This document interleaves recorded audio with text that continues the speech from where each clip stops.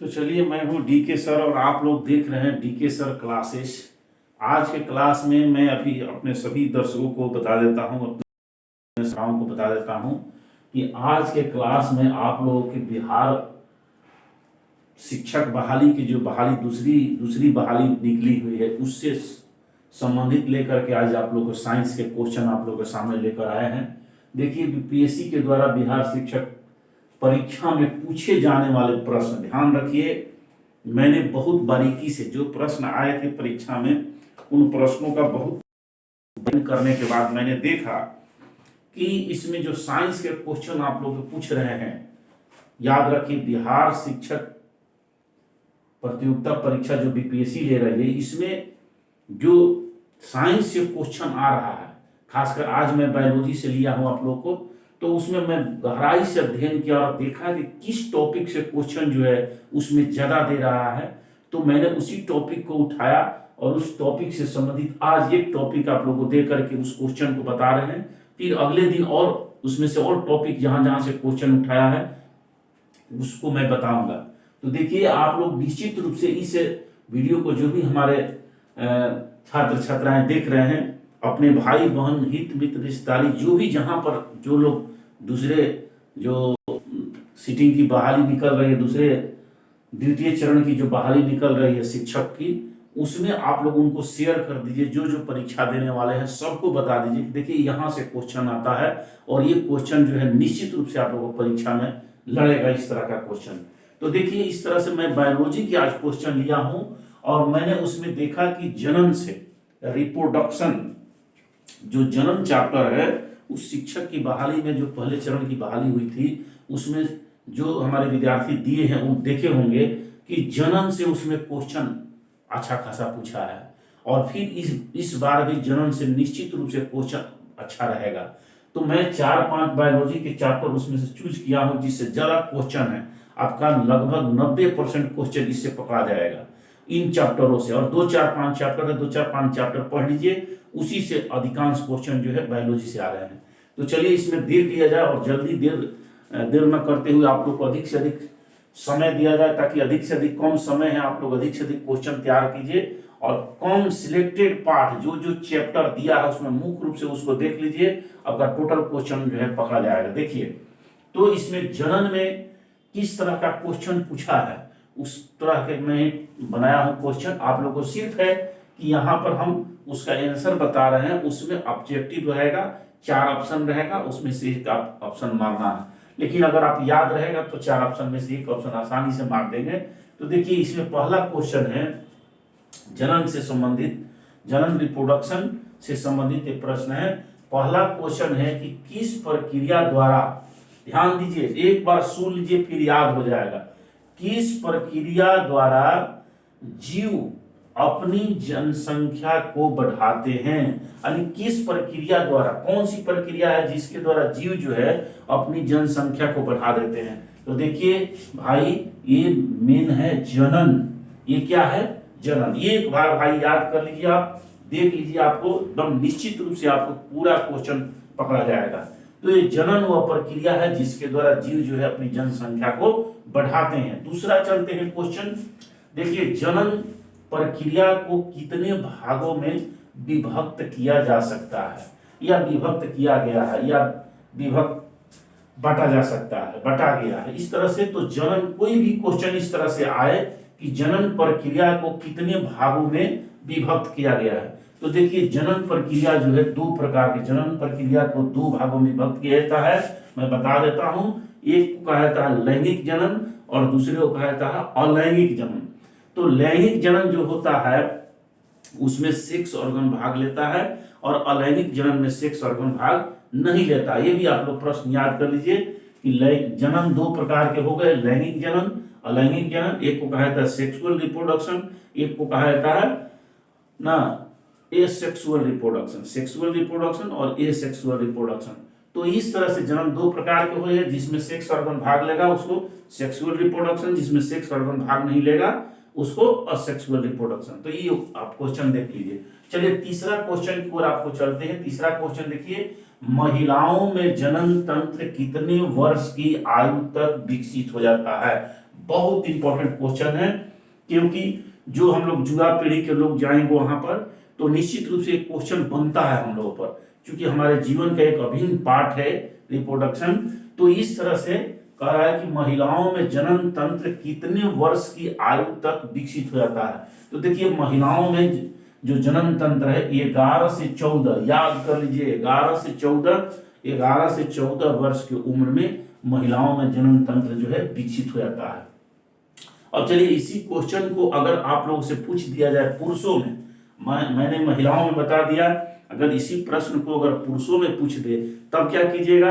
तो देखिए मैंने यहां लिख दिया 13 से 16 वर्ष, यानी पुरुष में जो जनन तंत्र होता है वो 13 से 16 वर्ष की उम्र में विकसित हो जाता है। महिलाओं में 11 से 14, याद रखिए 11 से 14। अब देखिए यही कारण है कि हम लोग को शादी ब्याह का जो उम्र होता है, अब कहिएगा कि सर ये हमेशा बहुत एक वैज्ञानिक कारण है, दूसरे में बता दूंगा, आज भी बता देता हूं कि जब भी शादी की उम्र देखिएगा तो हमेशा देखिएगा कि महिला की उम्र जो है कम होता है और पुरुषों का उम्र ज्यादा होता है।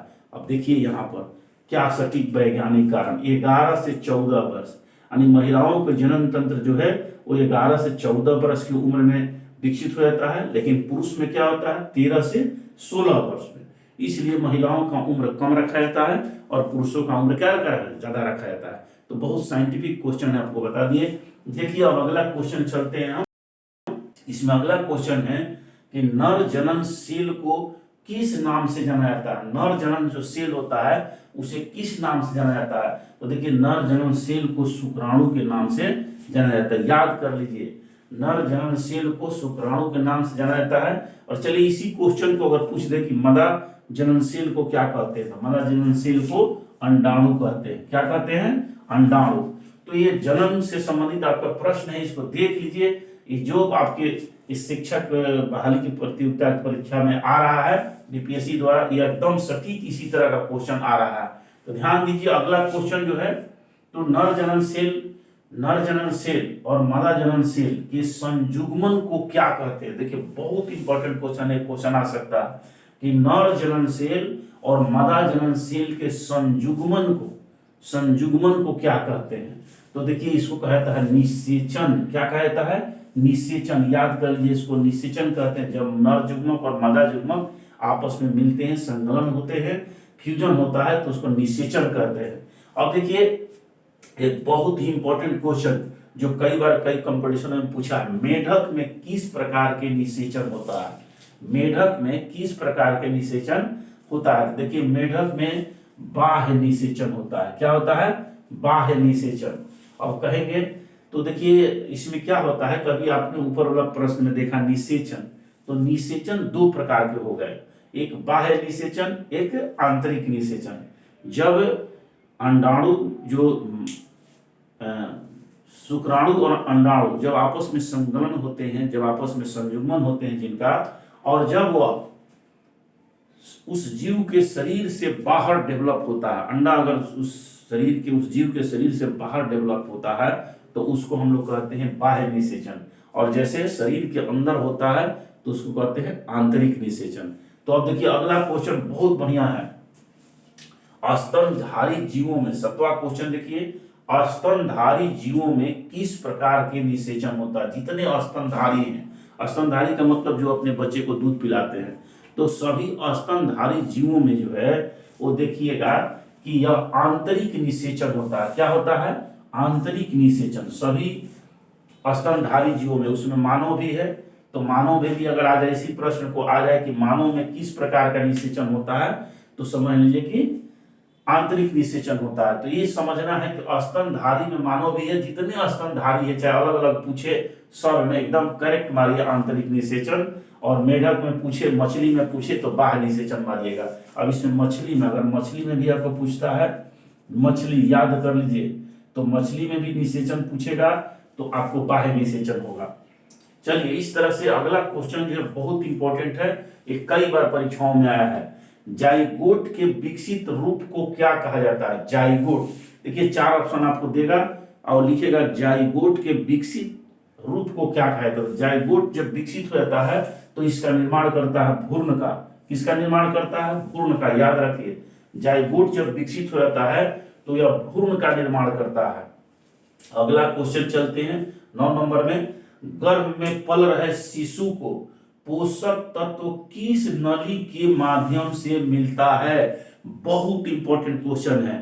गर्भ में पल रहे बच्चे को पोषक तत्व कैसे उपलब्ध होता है? जब बच्चा माँ के गर्भ में पल रहा होता है तो उस समय उसको पोषक तत्व कहाँ से प्राप्त होता है? माँ के शरीर से तो प्राप्त होगा, वो जो भोजन करेगी, लेकिन आखिर उसको ले जाने वाला बच्चा तक कौन ले जाता है? किस नली के माध्यम से जाता है? तो यह बहुत इंपॉर्टेंट है। तो देखिए, जिस नली से बच्चा को भोजन प्राप्त होता है उसका नाम है उसको प्लासेंटा कहते हैं। याद रखिए, प्लासेंटा। अगर इसको दूसरी रूप में देखा, इसका दूसरा नाम है नाल। इसको क्या कहते हैं? नाल। तो बच्चे को गर्भ में पल रहे शिशु को पोषक तत्व जो है किस नली के माध्यम से मिलता है? तो वह है प्लासेंटा, या इसको हम कहते हैं नाल। याद रखिए। तो अगला क्वेश्चन है कि माँ के गर्भ में जिस थैली में शिशु पलता है, देखिए बहुत ध्यान से सुनिए, माँ के गर्भ में जिस थैली में शिशु पलता है उस थैली को क्या कहा जाता है? तो देखिए, आप निश्चित जान लीजिए कि माँ के गर्भ में गर्भ तो एक थैली भी है, गर्भाशय एक थैली है, उस थैली के अंदर भी एक थैली होता है जिसमें वह बच्चा पलता है। तो उस थैली को क्या कहते हैं? इसको कहते हैं इम्नियोटिक थैली। इम्नियोटिक थैली, एमनियोटिक। याद रखिए, एमनियोटिक थैली कहा जाता है। एमनियोटिक, एमनियोटिक, इसको याद रखिए, एमनियोटिक, एमनियोटिक थैली होता है। एमनियोटिक थैली बहुत बार क्वेश्चन आया है, तो ध्यान दीजिएगा आप लोग। देखिए, अगला क्वेश्चन है, कह रहा है कि प्रेगनेंसी का पहला लक्षण क्या होता है? बहुत इंपॉर्टेंट क्वेश्चन है। प्रेगनेंसी का पहला लक्षण क्या होता है? जब कोई फीमेल जो है, कोई महिला जब गर्भ धारण करती है, प्रेगनेंसी में होती है, तो उसके अंदर पहला लक्षण, सबसे पहला लक्षण क्या दिखाई देगा? तो सबसे पहला लक्षण दिखाई देता है पीरियड्स का रुकना। पीरियड्स का जो है, पीरियड्स का रुकना, पीरियड्स रुक जाता है। पीरियड जैसे रुकेगा आपको पता चला कि इसका पहला लक्षण आपको दिखाई पड़ गया। तो इस तरह से प्रेगनेंसी का पहला लक्षण जो होता है वो पीरियड्स का रुकना होता है। तो चलिए, बहुत इंपॉर्टेंट क्वेश्चन था। और 12 नंबर क्वेश्चन चलते हैं। किस गर्भवती माँ को अधिक उल्टी होती है? देखिए, बहुत बढ़िया क्वेश्चन है। आप जानते हैं कि जो भी हमारी माताएं बहनें जब गर्भावस्था में होती है तो उस समय उसको बहुत उल्टी होता है। किसी को कम भी होता है, लेकिन होता है। तो कह रहा है कि किसको अधिक होता है? कौन सी ऐसी फीमेल है, महिला है जिसको ज्यादा उल्टी होता है? तो कह रहा था कि जिस माँ के गर्भ में जुड़वा बच्चा पल रहा हो, जिस माँ के गर्भ में जुड़वा बच्चा होता है, यानी एक से अधिक बच्चे होते हैं, तो उनको ज्यादा उल्टी होता है। याद रखिएगा। अब अगला क्वेश्चन देखिए, बहुत इंपॉर्टेंट है ये भी। कह रहा है कि गर्भवती महिलाओं को किस हार्मोन के कारण उल्टी होता है? देखिए, बहुत इंपॉर्टेंट है। कह रहा है कि गर्भवती महिलाओं को किस हार्मोन के कारण उल्टी होता है? आखिर कौन सा ऐसा फैक्टर है जिससे उल्टी होता है? इस हार्मोन का नाम है HCG। HCG हार्मोन है। HCG हार्मोन के कारण जो होता है महिलाओं को यह उल्टी होती है।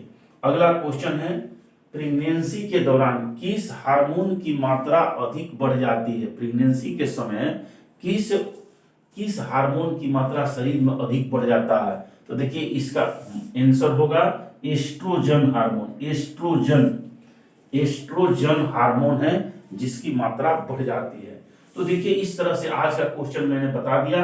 अब मैं प्रत्येक चैप्टर से आप लोगों को 50-50 क्वेश्चन बनाएंगे और 50 में से ही आपका टोटल क्वेश्चन लड़ जाएगा, इससे अधिक नहीं आएगा।